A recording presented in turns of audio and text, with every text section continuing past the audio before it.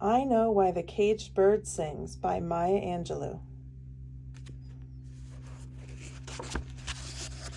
We're now on chapter 35, which is page 268.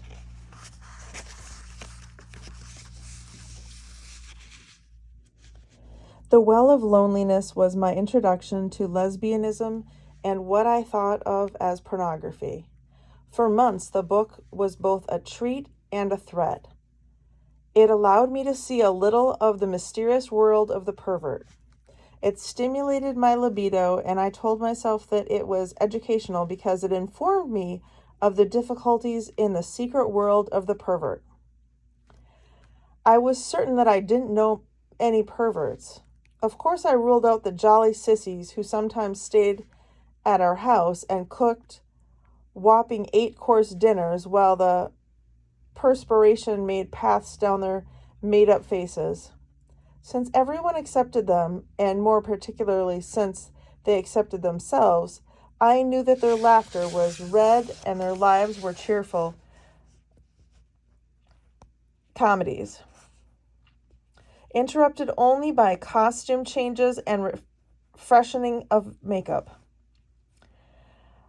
But true freaks, the women lovers, captured yet strained my imagination. They were, according to the book, disowned by their families, snubbed by their friends, and ostracized from every society.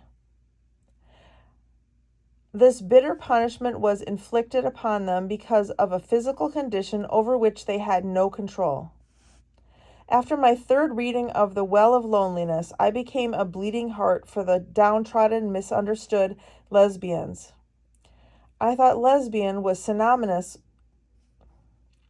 with hermaphrodite, and when I wasn't actively aching over their pitiful state, I was wondering how they managed simpler body functions. Did they have a choice of organs to use? And if so, did they alternate or play favorite? Or I tried to imagine how two hermaphrodites made love, and the more I pondered, the more confused I became. It seemed that having two of everything other people had, and four where ordinary people had just two, would complicate matters to the point of giving up the idea of making love at all. It was during this reflective time that I noticed how heavy my own voice had become. It droned and drummed 2 or 3 whole tones lower than my schoolmates' voices. My hands and feet were also far from being feminine and dainty. In front of the mirror, I detachedly examined my body. For a 16-year-old, my breasts were sadly undeveloped.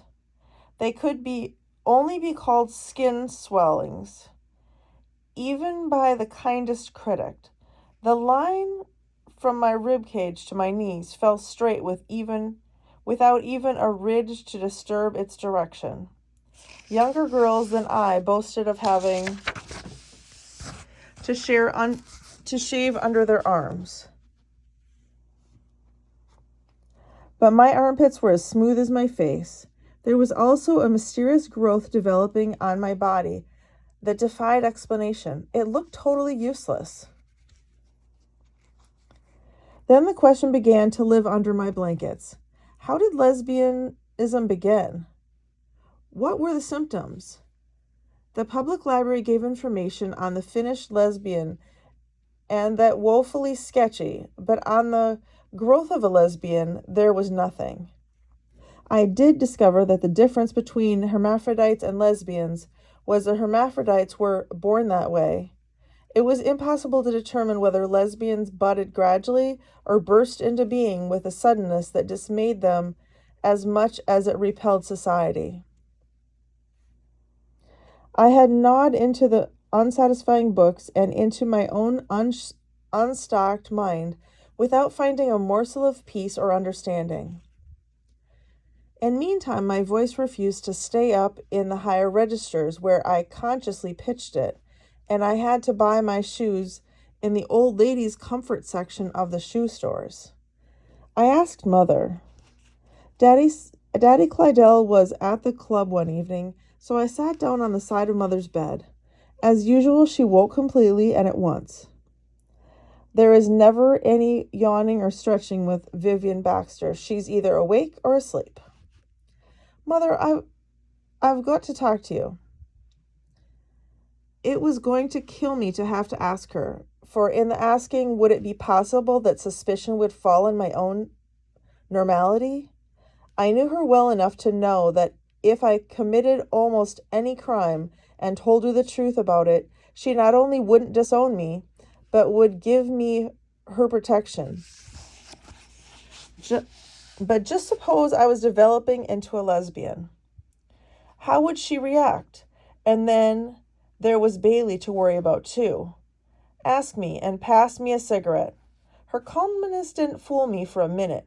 She used to say that her secret to life was that she hoped for the best, was prepared for the worst, so anything in between didn't come as a surprise. That was all well and good for most things, but if her only daughter was developing into a... She moved over and patted the bed. Come on, baby, get in the bed. You'll freeze before you get your question out. It was better to remain where I was for the time being. Mother, my pocketbook. Riddy, do you mean your vagina? Don't use those southern terms. There's nothing wrong with the word vagina. It's a clinical description. Now what's wrong with it? The smoke collected under the bed lamp, then floated out to be free in the room. I was deathly sorry that I had begun to ask her anything. Well, have you got crabs? Since I didn't know what they were, that puzzled me. I thought I might have them, and I wouldn't go well for my side if I said I didn't. On the other hand, I just might not have them. And suppose I lied and said I did? I don't know, Mother. Do you itch? Does your vagina itch? She leaned on one elbow and jabbed out her cigarette. No, Mother. Then you don't have crabs. If you had them, you'd tell the world. I wasn't sorry or glad not to have them, but made a mental note to look up crabs in the library on my next trip. She looked at me closely, and only a person who knew her face well could have perceived the muscles relaxing and interpreted this as an indication of concern. You don't have a venereal disease, do you? The question wasn't asked seriously, but knowing Mother, I was shocked at the idea. Why, Mother, of course not. That's a terrible question. I was ready to go back to my room and wrestle alone with my worries. Sit down, Riddy. Pass me another cigarette. For a second, it looked as if she was thinking about laughing. That would really do it. If she laughed, I'd never tell her anything else. Her laughter would make it easier to accept my social isolation and human freakishness. But she wasn't even smiling, just slowly pulling in the smoke and holding it in puffed cheeks before blowing it out. Mother, something is growing on my vagina. There, it was out. I'd soon know whether I was to be her ex-daughter or if she'd put me in the hospital for an operation. Where on your vagina, Marguerite? It was bad, all right. Not Riddy, or Maya, or baby, Marguerite. On both sides, inside.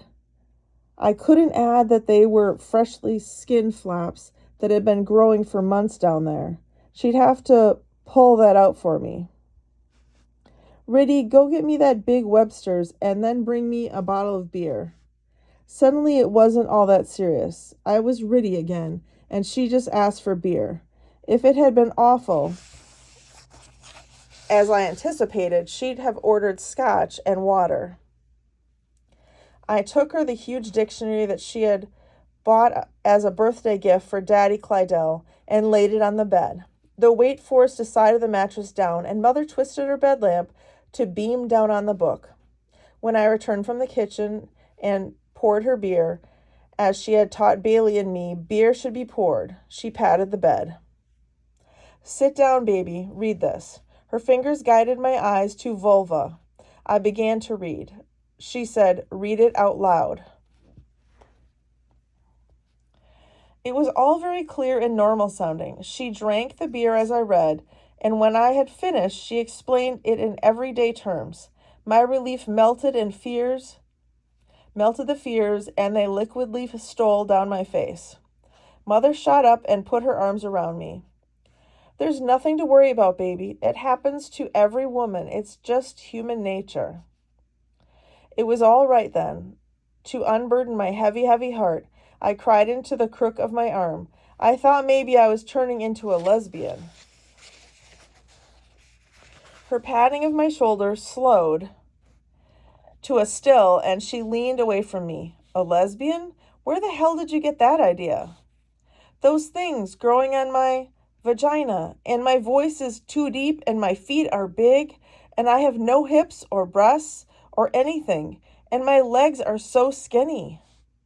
Then she did laugh. I knew immediately that she wasn't laughing at me, or rather that she was laughing at me, but it was something about me that pleased her. The laugh choked a little on the smoke in its way, but finally broke through cleanly. I had to give a small laugh too. Although I wasn't tickled at all. But it's mean to watch someone enjoy something and now show your understanding of their enjoyment. When she finished with the laughter, she laid it down a peal at a time and turned to me, wiping her eyes. I made arrangements a long time ago to have a boy and a girl. Bailey is my boy and you are my girl. The man upstairs, he didn't make mistakes. He gave you to me to be my girl, and that's just what you are. Now go wash your face, have a glass of milk, and go back to bed. I did as she said, but as soon as I discovered my new assurance wasn't large enough to fill the gap left by my old uneasiness, it rattled through my mind like a dime in a tin cup. I hoarded it preciously, but less than 2 weeks later it became totally worthless. A classmate of mine, whose mother had rooms for herself and her daughter in a ladies' residence, had stayed out beyond closing time. She telephoned me to ask if she could sleep at my house. Mother gave her permission, providing my friend telephoned her mother from our house. When she arrived, I got out of bed and we went to the upstairs kitchen to make hot chocolate. In my room, we shared mean gossip about our friends, giggled over boys, and whined about school and the tedium of life. The unusualness of having someone sleep in my bed, I'd never slept with anyone except my grandmother's, and the frivolous laughter of the middle of the night made me forget simple courtesies. My friend had to remind me that she had nothing to sleep in. I gave her one of my gowns, and without curiosity or interest, I watched her pull off her clothes.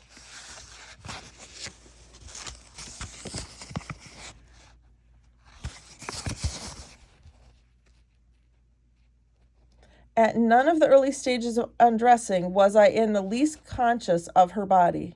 And then suddenly, for the briefest eye span, I saw her breasts. I was stunned. They were shaped like light brown falsies in the 5 and 10-cent store.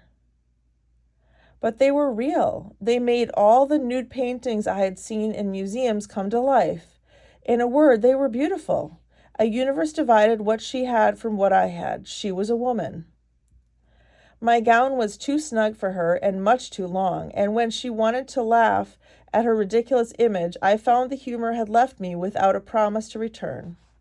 Had I been older, I might have thought that I was moved by both the aesthetic sense of beauty and the pure emotion of envy, but those possibilities did not occur to me when I needed them.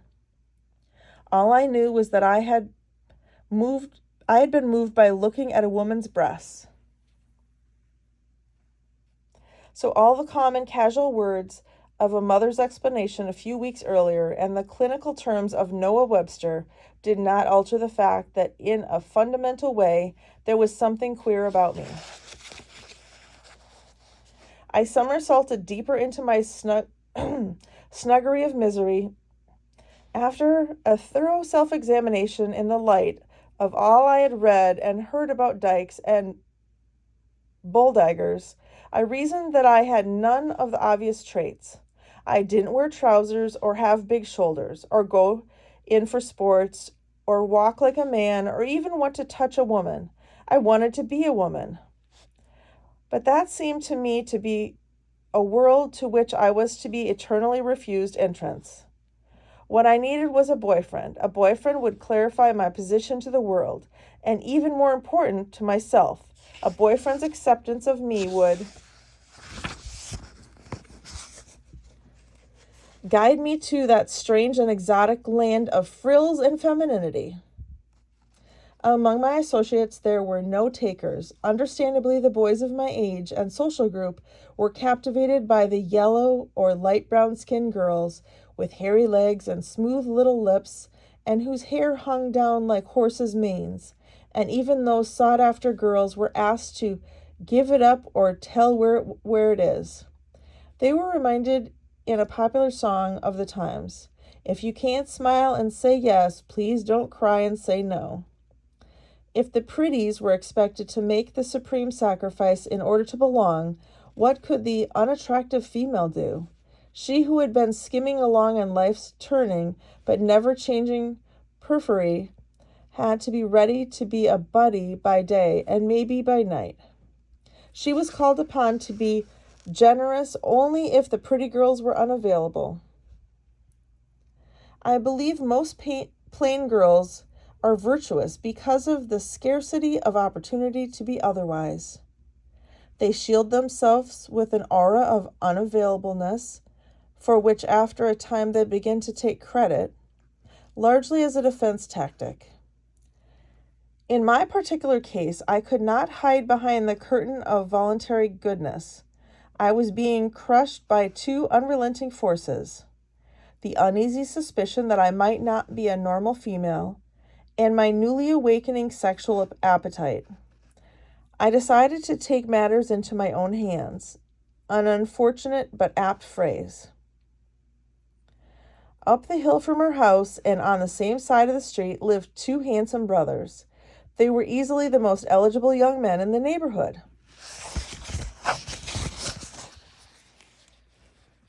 If I was going to venture into sex, I saw no reason why I shouldn't make my experiment with the best of the lot.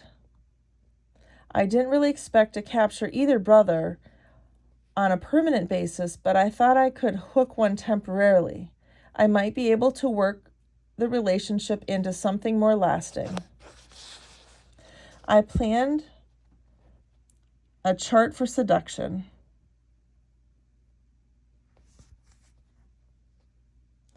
With surprise as my opening ploy.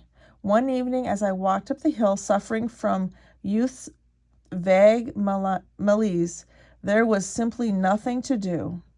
The brother I had chosen came walking directly into my trap. "Hello, Marguerite." He nearly passed me. I put the plan into action. "Hey," I plunged, "would you like to have a sexual intercourse with me?" Things were going according to the chart. His mouth hung open like a garden gate.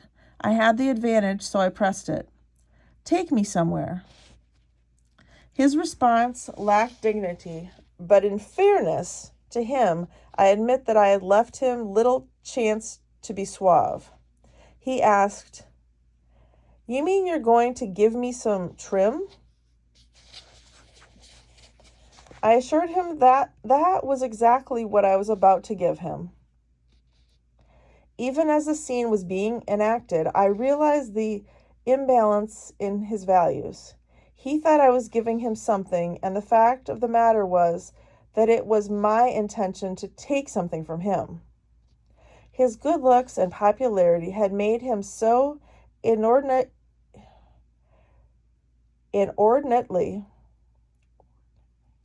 conceited that they blinded him to that possibility.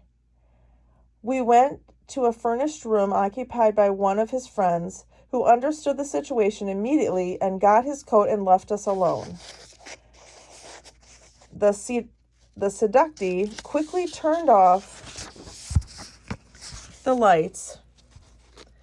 I would have preferred them left on, but didn't want to appear more aggressive than I had been already, if that was possible. I was excited rather than nervous and hopeful instead of frightened. I had not considered how physical an act of seduction would be.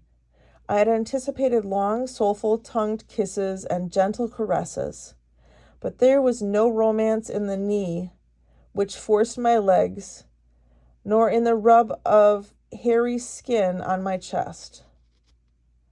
Unredeemed by shared tenderness, the time was spent in laborious gropings, pullings, yankings, and jerkings. Not one word was spoken. My partner showed that our experience had reached its climax by getting up abruptly, and my main concern was how to get home quickly. He may have sensed that he had been used, or his disinterest may have been an indication that I was less than gratifying. Neither possibility bothered me. Outside on the street, we left each other with little more than, "Okay, see you around." Thanks to Mr. Freeman 9 years before, I had had no pain of entry to endure, and because of the absence of romantic involvement, neither of us felt much had happened. At home, I reviewed the failure and tried to evaluate my new position. I had had a man, I had been had. I not only didn't enjoy it, but my normalcy was still a question. What happened to the moonlight on the prairie feeling? Was there something so wrong with me that I couldn't share a sensation that made poets gush out rhyme after rhyme? That made Richard Arlen brave the Arctic wastes and Veronica Lake betray the entire free world? There seems to be no explanation for my private infirmity, but being a product, is victim a better word, of the Southern Negro upbringing, I decided that I would understand it all better by and by. I went to sleep. 3 weeks later, having thought very little of the strange and strangely empty night, I found myself pregnant. That's the end of chapter 35.